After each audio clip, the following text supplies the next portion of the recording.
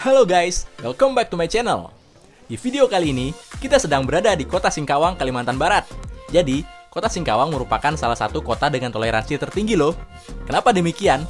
Pengen tahu ceritanya lebih lanjut? Jangan kemana-mana, simak video ini sampai selesai. Tetapi, sebelum lanjut, ada baiknya kalau teman-teman subscribe dulu channel ini sebagai dukungan. Karena subscribe itu gratis kok. Yuk kita lanjut.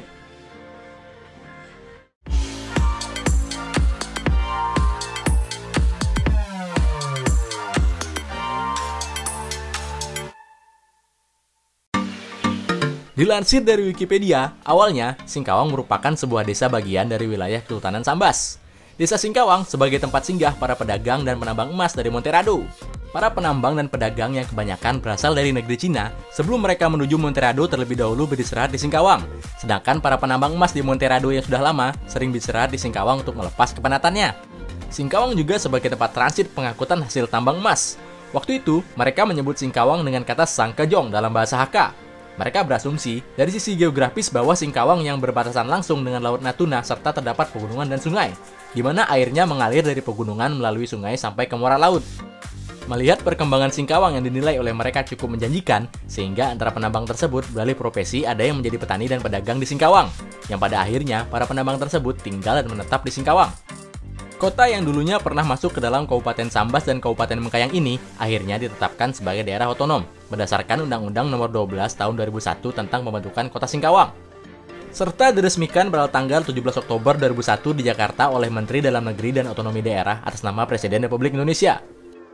Kota yang jaraknya sekitar 150 km dari kota Pontianak ini juga dikenal dengan keindahan alamnya. Selain daripada itu, kota Singkawang juga dikenal dengan keragaman suku, agama, dan budaya. Kendati demikian, masyarakat setempat hidup berdampingan dengan rukun dan damai.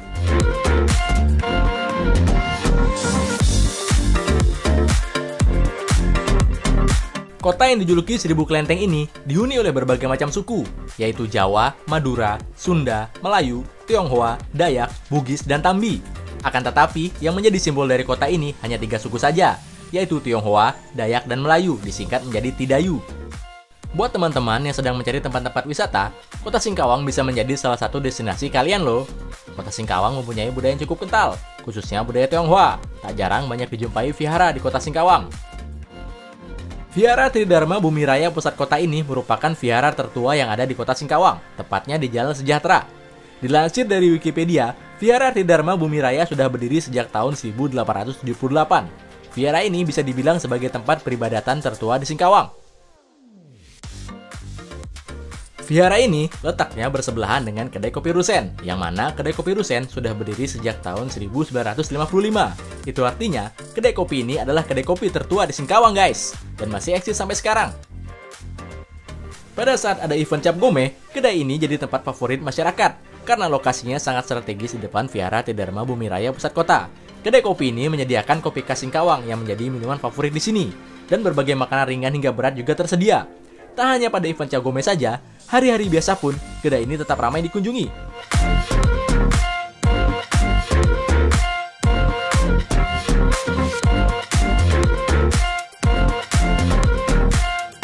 Kalau yang ini adalah Rumah Melayu Balai Serumpun guys. Bangunan dengan tema Melayu ini juga menjadi salah satu ikon kota Singkawang, sekaligus menunjukkan kebersatuan dan keberagaman dari kota Singkawang. Bangunan dimanfaatkan untuk kegiatan-kegiatan kemasyarakatan seperti acara pernikahan, pertemuan, tempat pembinaan kesenian dan kebudayaan. Wisatawan juga dapat memperdalam pengetahuan mengenai adat Melayu dengan datang ke tempat ini. Rumah Melayu Balai Serumpun ini terletak di Jalan Alianyang dekat Tugu Kuala.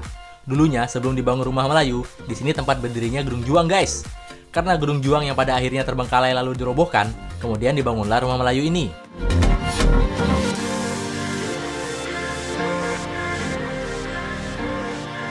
For your information guys, bahasa yang digunakan di kota Singkawang adalah bahasa Indonesia, Melayu, Tionghoa, Hakka, Dayak, dan Jawa.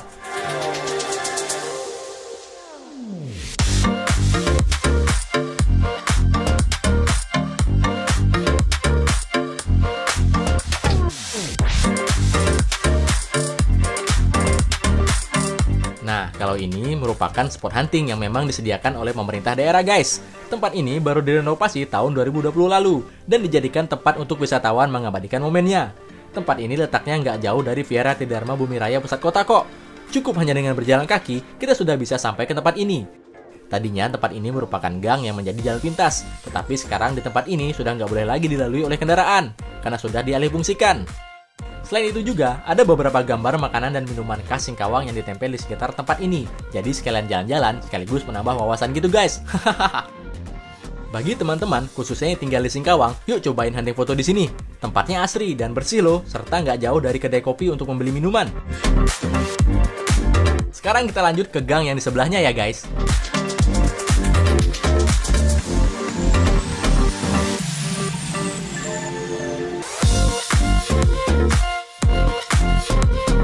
Berbagai lukisan yang ada di sini merupakan profil Singkawang pada zaman dahulu. Jadi bisa dibilang, tempat ini menggambarkan histori dari kota Singkawang.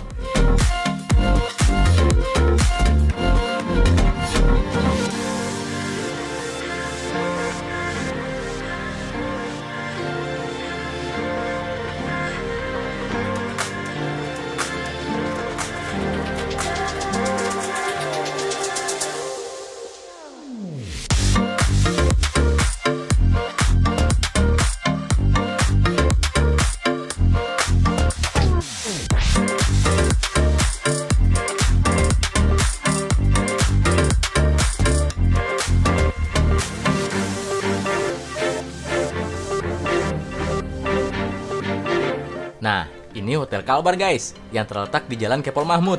Jika dilihat dari bentuk bangunannya, hotel ini tampak seperti bangunan tua, iya nggak sih guys? Tetapi, kendati demikian, bangunan ini merupakan bangunan yang masih eksis sampai saat ini. Tugu Naga ini juga merupakan bagian dari ikon kota Singkawang loh guys. Nggak salah jika Singkawang disebut sebagai salah satu kota dengan toleransi tertinggi. Lihat deh tempat ibadah yang berbeda tapi berdampingan ini.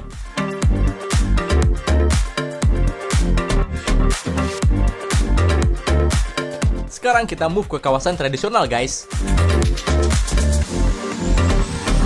Jadi, tempat ini juga merupakan salah satu destinasi para wisatawan. Kawasan tradisional ini penuh dengan sejarah. Rumah dari keluarga Chia ini sudah berdiri sejak tahun 1902 dan kini sudah ditetapkan sebagai cagar budaya oleh pemerintah Kota Singkawang, guys.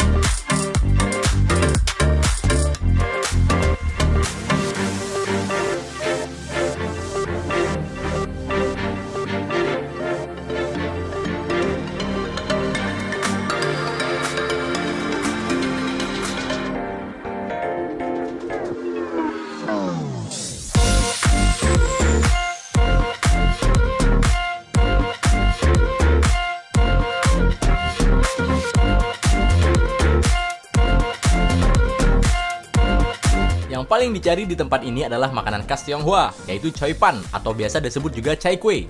Jadi, kawasan tradisional ini menjual beberapa minuman, dan yang pastinya menjual choy pan dong.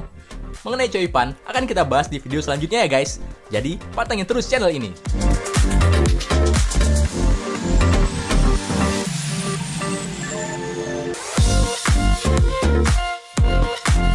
Masih di kawasan tradisional Kota Singkawang, sekarang kita masuk ke bagian dalam ya guys. Jadi, ini tuh merupakan area altar, yang mana tempat peribadatan keluarga Chia. Dengan mempertahankan originalitasnya, bangunan ini terlihat begitu otentik. Ditambah lagi dengan adanya lampion khas Tionghoa, bangunan ini menjadi terlihat benar-benar tradisional loh.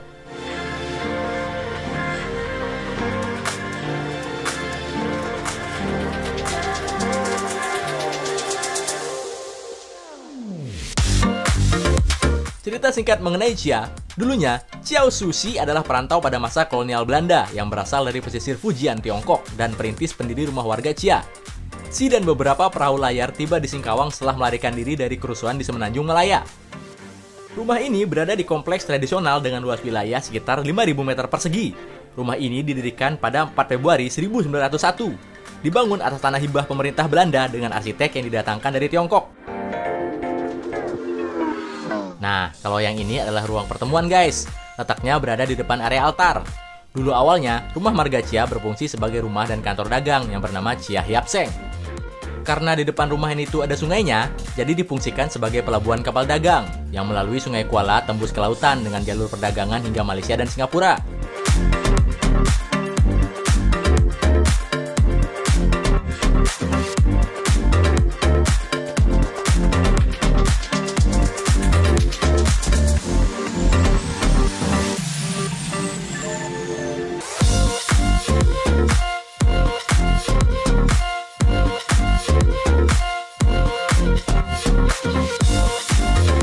Oke guys, sekarang kita lanjut jalan lagi. Kita akan ke Kulor. Kalian pasti tahu kan kita mau kemana? Bagi yang belum tahu, patengin terus ya.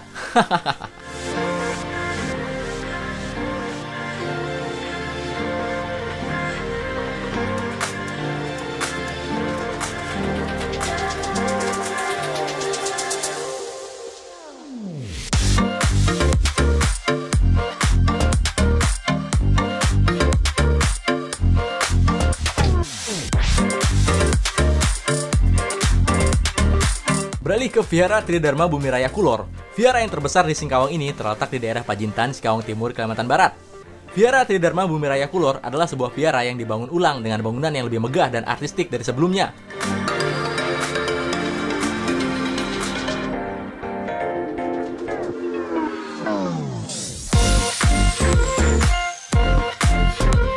Walaupun bangunan tersebut belum 100% selesai, tetapi warga sekitar dan wisatawan berbondong-bondong datang untuk berfoto-foto di vihara tersebut.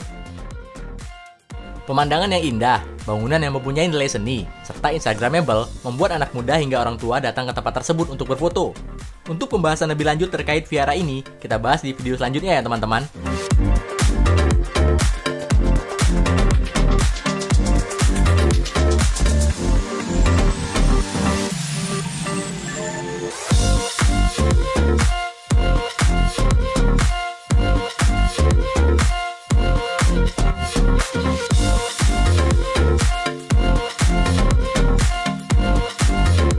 Oke guys, sampai di sini dulu ya videonya. Semoga informasi ini berguna buat kalian. Jangan lupa subscribe untuk mengikuti video-video kami lainnya. Like kalau kamu suka sama video ini dan share ke teman-teman kalian. Mohon maaf ya apabila selama dalam penyampaian informasi terdapat kekeliruan. Kalian bisa koreksi dengan menuliskannya di kolom komentar. Sekian dulu ya. Terima kasih telah menonton. Bye-bye.